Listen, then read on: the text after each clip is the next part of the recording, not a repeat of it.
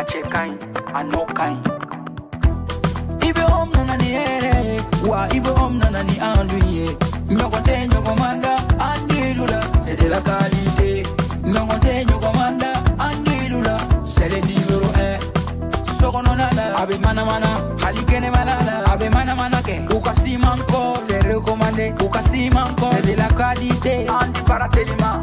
cɛ ɲuman sɔngɔ dama tɛmɛ diya sɔngɔ dama tɛmɛ diya. An di baara telima telima wa da ka di trop. Sojɔlaw lafiyara pɛntirikɛlaw lafiyara I bɛ om nana ni hɛrɛ ye maliyɛnw sɛbɛra.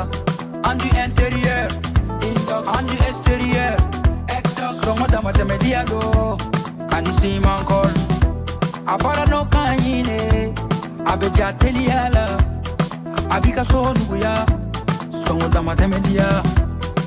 Baara n'o ka ɲi I bɛ om baara n'o ka ɲi sokɔnɔ ta ni kɛnɛma ta a baara n'o ka ɲi I bɛ om I bɛ om I bɛ om I bɛ om I bɛ om I bɛ om I bɛ om.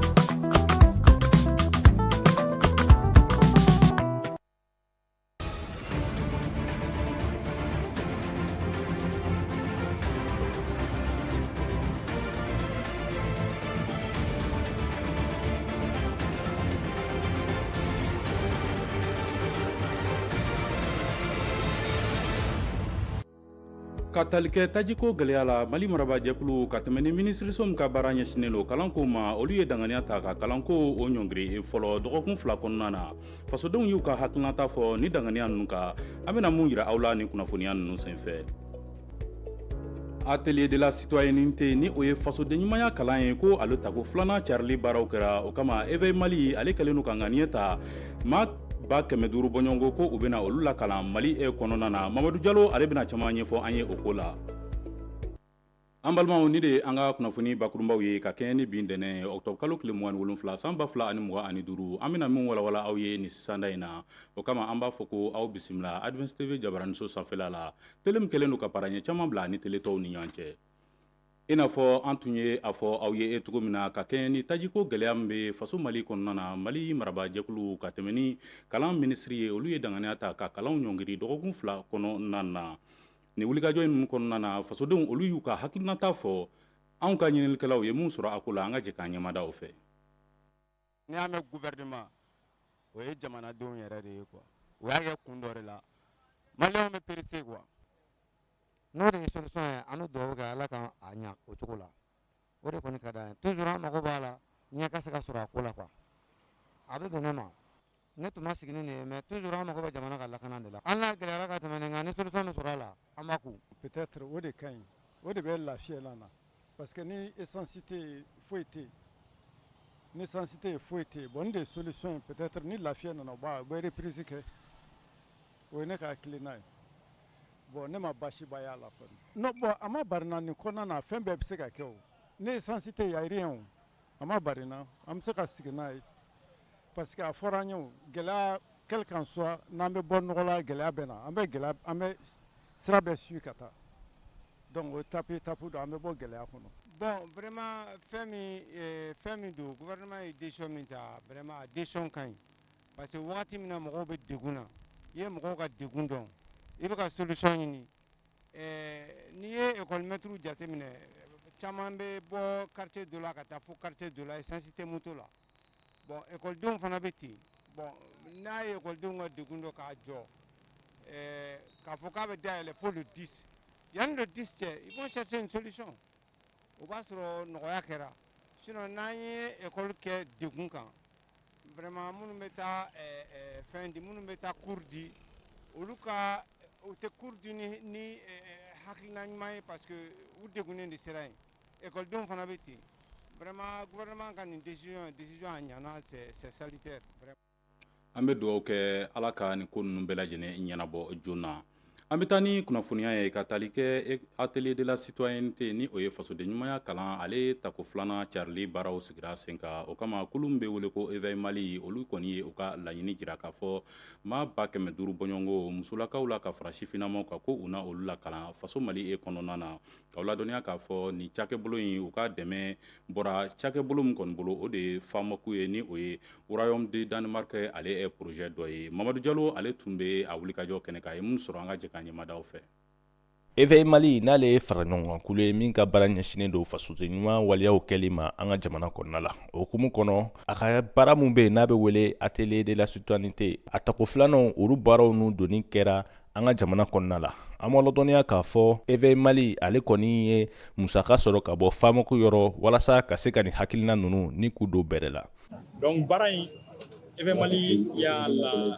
laɲini nka an kelen tɛna kɛ an ni jamana ɲɛmɔgɔ minnu bɛ nin sigida ninnu kelen na an bɛna jɛ kɛ notamment an ka ligne international n'a bɛ fɔ an ka dugutigiw ye ani an ka diinɛ ɲɛmɔgɔw parce que dugutigiw ni diinɛ ɲɛmɔgɔw bi yɔrɔba b'u la mɔgɔw don u lamɛnlen don donc an b'a fɛ d'abord ni projet in na olu fana ladɔnniya u ka se ka u cɛsiri mɔgɔw ka lakununi ma ka ɲɛsin faso baara taabolo ma donc dugutigiw ka rôle ba bɛna donc baara taabolo ba 16 de don wa ni baara fitininw bɛ nin 16 ninnu kɔfɛ baara fitininw caman de don a kama an bɛna kalo 12 kɛ donc baara de don baara fɛnɛ laɲini tɛ dɔwɛrɛ ye ka se ka mɔgɔw lakunu ka se k'u sen don faso baara la mɔgɔw lakunu ka se k'u sen don ka sigida taa ɲɛ la. Nin kɛnɛ kofɔlen kɔnɔ FAMOCO ɲɛma ale kun bɛ nin kɛnɛ in kan a y'a jira k'a fɔ hakilina mun filɛ nin ale kɔni dalen don a la k'a bɛna bɛn sababa ma ka d'a ka baara kunfɔlɔ minnu kɛra jaabi ɲuman sɔrɔla olu la o kɛnɛ kelen kan fɛn bɛ tali kɛ diinɛ ɲɛmɔgɔw fo ka taa se an ka forobaca ɲɛmɔgɔw ma olu caman kun bɛ yen nɔ minnu sen don nin baara in a ɲɛta sabatili la. éveil Mali min filɛ nin ye k'a jira a la k'a fɔ Mali diinɛma bɛɛ lajɛlen b'a kɔ wa n'a ka wele k'a sera an ma su fara tile kan ka da la k'a fɔ a bɛ Mali diinɛma bɛɛ lajɛlen ye an kɔfɛ wa an b'a ɲini Ala fɛ bi ye a daminɛ ye Ala ka nin kɛ badabada ye. An ma ladɔnniya k'a fɔ laɲini min bɛ éveil Mali la nin baara ninnu senfɛ o de ye ka se ka fasoden ɲumanya sinsin ani fɛnɛ ka maliden kuraw ni k'olu don bɛrɛ la cogo min na Mali ɲɛta o bɛ sabati don n'a nataw la nin baara ninnu senfɛ fɛn min ye an ka marabolo fo ka taa se maa minnu bɛ yen nɔ n'olu tɛ se ka kɛnɛ lasɔrɔ bɔlɔlɔsiraw bɛna bila olu ka bolo kan cogo min na u bɛ se k'u sen don nin baara ninnu na. Nin de bɛ taa ni an ye kunnafoniya kura wɛrɛw kɛnɛ kan k'aw ladɔnniya k'a fɔ enterrement de vie de jeune fille ni o ye dansigili ye musoganaya la ka sɔrɔ ka don furu ale hukumu kɔnɔna na ko ale ye waati kɛrɛnkɛrɛnlen furuden terilakaw bɛ mun sigi sen kan ka se ka ɲɛnajɛw kɛ mun bɛ kɛ sababu ye furuden in ka kibaruya dɔw kɔni to a kun na a tɛna na ɲina min kɔ cogoya si la k'aw ladɔnniya k'a fɔ nin ye fɛti ye min kɔni bɛ sigi sen kan ko wa k'a bɛ dan sigi musoganaya de la ka sɔrɔ ka don furudenya hukumu kɔnɔna na nin ko in a bɛ cogo di an fɛ yan nɔ Mali la Zayide Zuboy ale ye wulikajɔ k'a ye mun sɔrɔ an ka jɛ k'an ɲɛmadaw fɛ.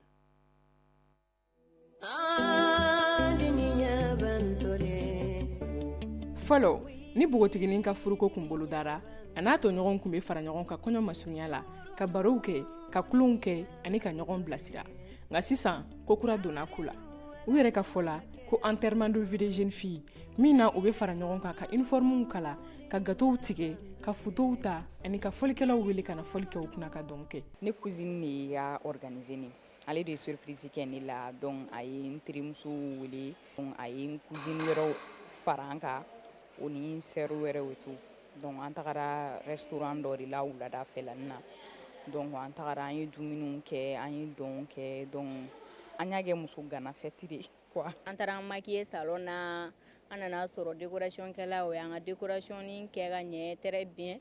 donc an nalen wolofɔkɛni nana a ye dɔnkili da yɔrɔ an ye ɲɔgɔn ɲɛnajɛ an ye dɔn kɛ ka dumuni. Nka nin wale in kɔni tɛ bɛɛ hakilina ye bawo makɔrɔbaw ka fɔ la an n'an ka tabiyaw tɛ bɛn. Bogotigiw ka fara ɲɔgɔn kan ko ne tatɔ o cɛlasigi la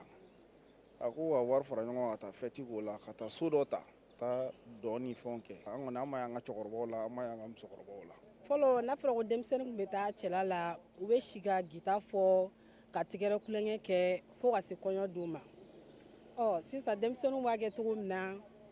u bɛ sabariniw ta k'a fɔ k'u bɛ balani show kɛ dɔw bɛ ɔrɔbu palen dɔw don la ko uniforme u bɛ bɔgɔla fasa kɛ. hali n'o y'a sɔrɔ danfara bɛ ka bonya mɔgɔw ni ɲɔgɔn cɛ a ko la minnu bɛ nin ɲɛnajɛ ninnu kɛ olu yɛrɛ hakilina ye k'u ka bogotigiya laban jabɔ dɔrɔn de. bon a diyara an ye k'a kɛ tan de ye ka ɲɔgɔn ɲɛnajɛ ko ja ɲɔgɔnnaani dɔrɔn quoi souvenir léger ninnu dɔrɔn a banna. Ne ye n ta kɛ parce que ne tun bɛ muso ganaya la genre je me dis que nin ye ne ka restaurant taga laban ye muso ganaya la ni cousine parce que siɲɛ wɛrɛ n'an bɛna taga restaurant na o fana bɛna kɛ cadre wɛrɛ la parce que o b'a sɔrɔ ne bɔra olu ka tɔn na ne kɛra muso furulen ye tout ça mais kun wɛrɛ t'a la quoi en fait. ɲɛnajɛba dɔw bolo waleya jugu dɔw fɛnɛ bolo o ye enterrement de vie de jeune fille ye nka laada o kokura o kɔɲɔmuso bɛɛ n'a ka choix don ka kan bɛ da a ka bogotigiya ye an ka hakili to a la o kana na kɛ sababu ye ka bɛnbaliya don an ni ɲɔgɔn cɛ. nin de bɛ taa ni an ye kɛnɛya bunankun ka k'aw ladɔnya k'a fɔ chirurgie cardiaque ni o ye dusukun dayɛlɛli ye ka se k'a furakɛ ko ale tɛ suyala ko ye mali la tuguni ka sababu kɛ lapitaniso min bɛ wele ko hôpital mère enfant luxembourg ale ye o misaliya lakika ye ka sababu kɛ docteur jara a n'a ka cɛdenw ko olu kɛra sababu ye ka npogotigi ni san 13 dɔ ka opération kɛ min bɔra o ko la an ka ɲinikɛlaw tun b'a kɛnɛ ka aw ni ne an ka jɛn k'o lajɛ. Ni y'an ye centre André Festock la Luxembourg kɛnɛyaso kɔnɔ u ka nin opereli so in ale ɲɛmaaya bɛ Dr Baba Ibrahima Jara de bolo ale n'a ka kulu u bɛ ka u ka dɔnniya kɛ bogotigini dɔ dusukun kan ka dusukun fara yɔrɔ min tiɲɛ bɛ ka o nɔrɔ bila.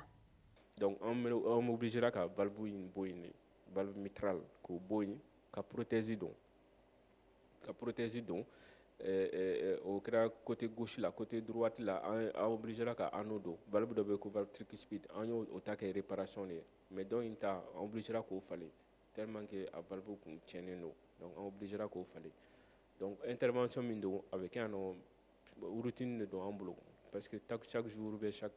a dɔ bɛ kɛ. Kabi san 2018 ni yɔrɔ in dayɛlɛ kuma u bɛ ka kabako dɔrɔn de kɛ dusukun furakɛli baaraw la yaasa ka se ka maliyɛnw bɔ kɔkan taga la. Opération kɔni a tila bɛɛ bɛ se ka kɛ yan nɔ ala barika la denmisɛnninw ta olu limite ye poids ko de ye cœur ouvert ninnu na an bɛ dan kilo 10 de la mais cœur fermé la hali denmisɛnnin kilo 5 ou bien kilo 6 a bɛ se ka opérer yan nɔ. Maintenant hali o yɛrɛ dugumana ninnu na cardiopathie dɔw bɛ yen nɔ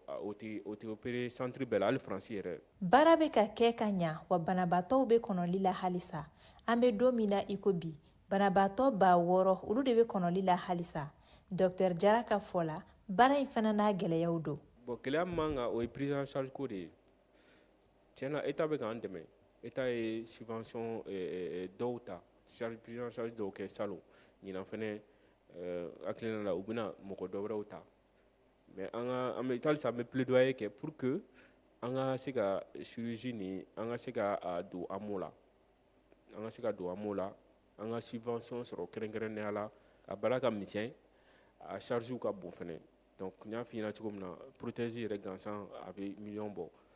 donc maladie bɛɛ n'a ka fɛn de kiti de don usage unique don fɛn bɛɛ ye usage unique. Fɛn min ye bi opereli in ye min yɛrɛ sɛbɛkɔrɔ ɲana kosɛbɛ ale ye jigisigi baara ye min b'a yira k'a fɔ ko halisa ni fangaw farala ɲɔgɔn kan Mali furakɛli ale bɛ se ka taa yɔrɔ jan hali bi.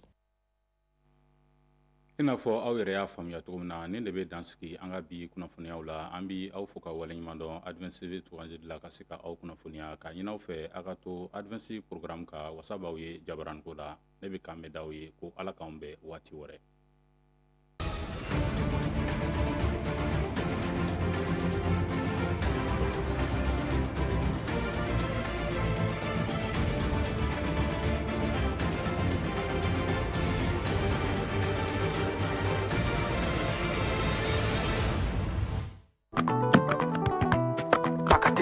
A cɛ kaɲi a nɔ kaɲi i bɛ om nana ni hɛrɛ wa i bɛ om nana ni an dun ye ɲɔgɔn tɛ ɲɔgɔn man da an dilu la c'est de la qualité ɲɔgɔn tɛ ɲɔgɔn man da an dilu la c'est le numéro 1 sokɔnɔna la a bɛ manamana hali kɛnɛmana la a bɛ manamana kɛ u ka siman kɔ c'est recommandé u ka siman kɔ c'est de la qualité an di baara telima cɛ ɲuman sɔngɔ dama tɛmɛ diya an di baara telima Telima wada kaditro Sojo la fiera Pentiri ke la fiera Ibe nana ni here Mali ho severa Andu intérieur matemedia do anisi mankol abara no kanyine abeja teliala abika so nuguya songo da matemedia bara no kanyi ibi ombara no kanyi sogo no tani kene mata abara no